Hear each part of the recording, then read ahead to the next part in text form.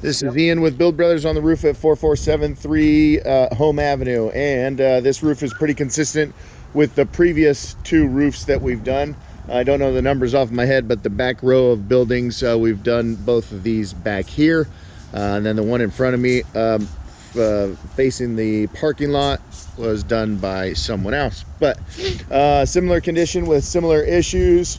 This is modified bitumen torch down roofing material that's in really poor condition, that has had a coating over the top of it to get it a few extra years of life, but now it is long gone and needs to be replaced. If we walk down the middle or the crowned section of the roof, and actually at the crown there is no ponding water, but if this roof is anything like the previous two, there will be massive amounts of wood damage around all of these penetrations. This is a ton of vents for a small roof like this, for whatever reason, the way the builder did it.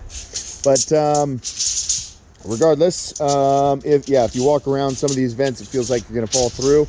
The plywood or OSB will be just crumbling as this roofing material comes off. We come over here to the scupper drains at the rear of the building, and of course there is multiple repair attempts around those scupper drains, because that's kind of the vulnerable area on this roof. And then we've got a massive amount of ponding back here. So I will line item an option to add what we call a cricket. There's a tiny little cricket right there on that wall, and we've built several crickets on the other buildings to try to get these things to drain properly.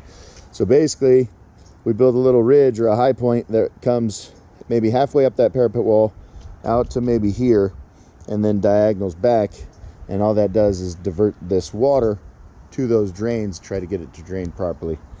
A roof that drains is a roof that that lasts longer. So we'll include that option.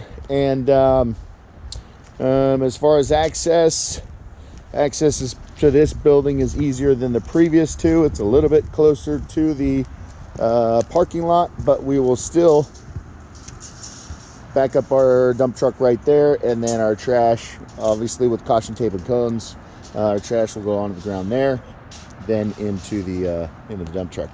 We won't worry about the tile for now, or at least we have not on the previous couple bids. And then we can do the same thing over here. The ponding isn't nearly as bad at the front of the building, but there is still somewhat of an issue. And so we could build a big cricket here also. All in all, pretty simple and straightforward. Whole bunch of vents to deal with, and a poorly draining roof to deal with, which is pretty typical for flat roofs.